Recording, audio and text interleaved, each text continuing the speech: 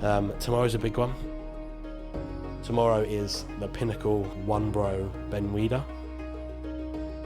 Please welcome athlete number 89, Marsha Brophy 3-2, Harry Askham, 101, Katie Milton-Byrne. It has a little bit of a soft spot in my heart, the reason being, which you will remember last year, Brandon was the pro card winner, and the year before, Marnie was also the pro card winner. The last 2 years at the Ben Weider, I've had a pro card winner. So tomorrow is the big show of the first start of the season.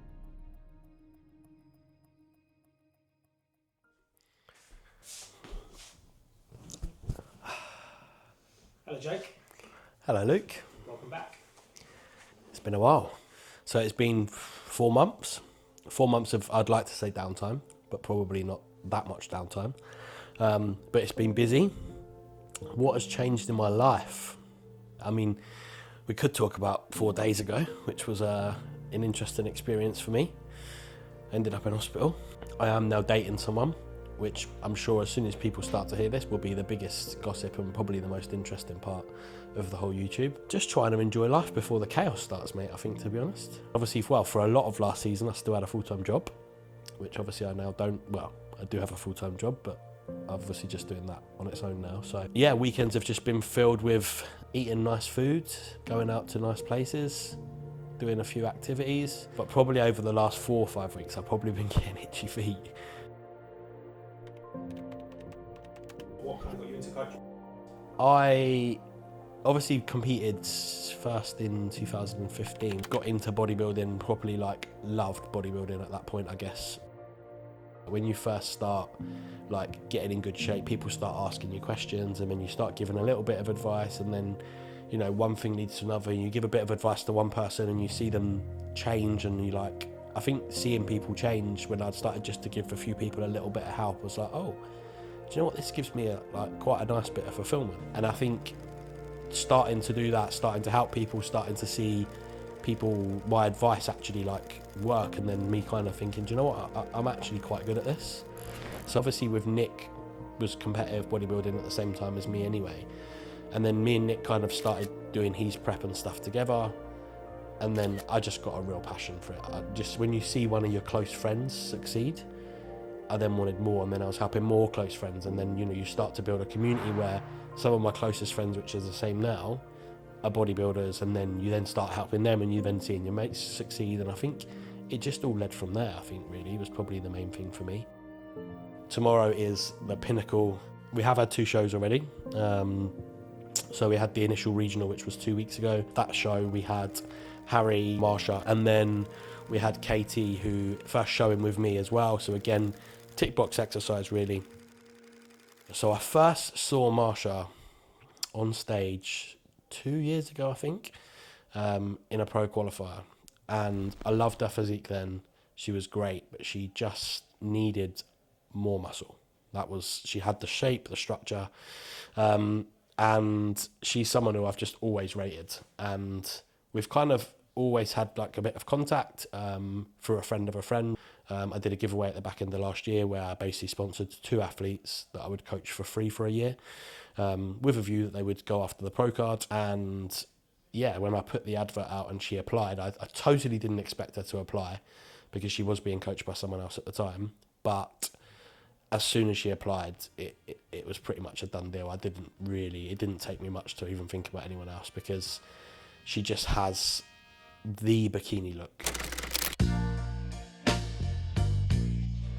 Dense glutes, which for most girls is very, very hard to get. She has dense shoulders. She just has the look. But I also just know as an athlete, she is a doer, and she has the mindset capability to go all the way. And for me, when I'm looking for a good athlete, they're the attributes that somebody that wants to be a pro has to have. Marsha was one of my chosen ones. She did the regional 2 weeks ago, just missed out in the overall to a gal called Lowry, who has been in literally multiple overalls over the last year. Probably one of the best amateurs on paper in the country, really. Just missed out to the overall to her. And then I did take Marsha to FIBO in Germany last week, to which she got a third place in quite possibly probably the most crazy bikini lineup I've ever seen.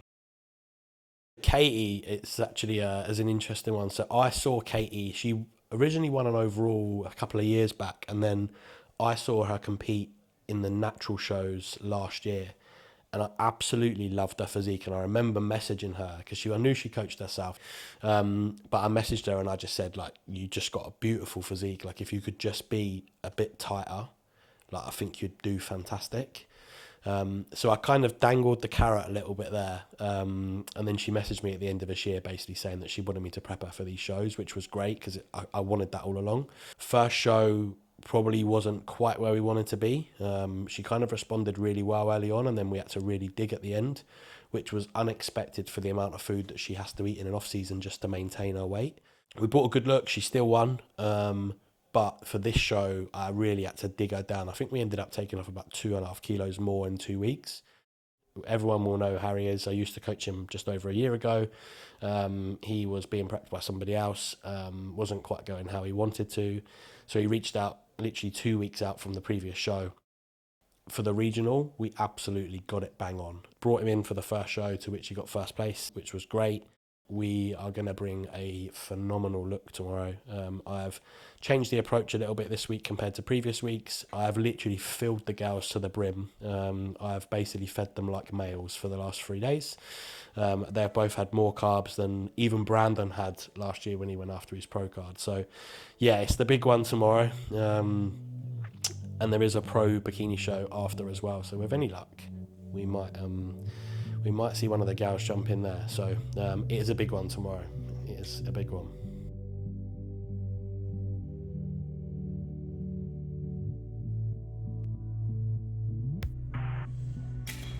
I think for me, compared to a lot of coaches, and I hope when people watch this, they'll resonate with this, is that I care. So as an example, there's a lot of coaches will have someone, 6 weeks out, and they'll check them in once a week, and they'll go, okay, we need to make some changes this week, and they'll go, I'm going to take out 400 calories. That's going to guarantee you're going to drop. If I take 400 calories out, there's no way you're not going to drop weight next week, so that's what I'm going to do. Whereas I will take out 100 calories and say, let's check in 3 days' time. Let's see if we've got some movement. Whereas I think a lot of coaches will want to almost guarantee their result, where what you'll find is then towards the end of that, you've then got someone who is on 2 hours of cardio, their calories are on stupid amounts of, such low amounts, because that person has they just don't really care. And I think that's the part for me where, like, I get results, my record says that, but I do it in a way that is in the best interest of that person. A lot of my close friends say to me all the time, you do too much, because they actually get a feeling for how much I do. And for people that maybe are just my weekly check-in people, they probably don't see it. But when it comes to comp prep, people don't realise how over and above I go. Like, literally this week, I was in hospital.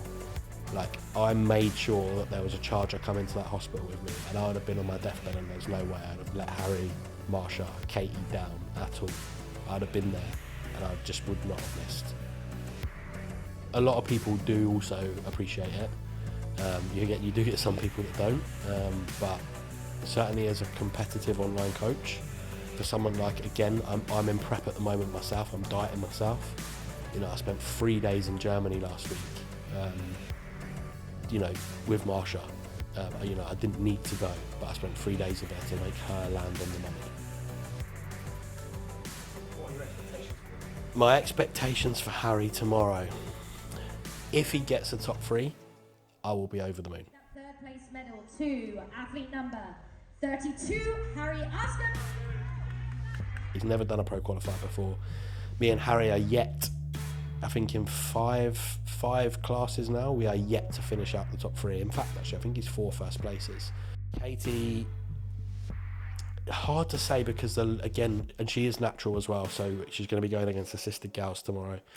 Again, if we get into the top 3, I'd be very, very happy with that. Runner-up is athlete number 101, Katie Hilton. For Marsha, I never expect anyone to win a pro card.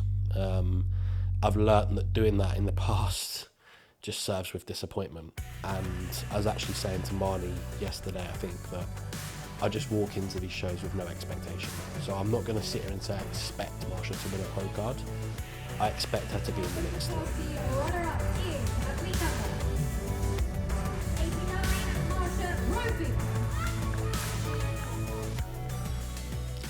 Ooh, what drives me to do this show after show?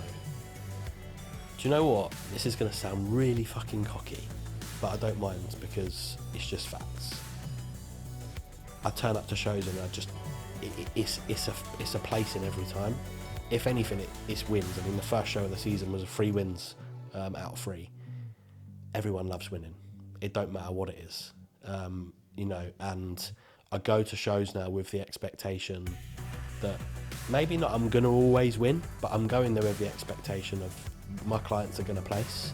That's what it is. I go there. I love winning. I fucking love winning. No, I'm a sore loser. I love winning, and if you love winning and you love doing well at something, why would you ever stop doing it? You know, and the minute I start turning up to shows and I'm missing the mark and getting my ass kicked, that's probably going to be the time when I stop. But all the time I keep winning, I ain't fucking stopping.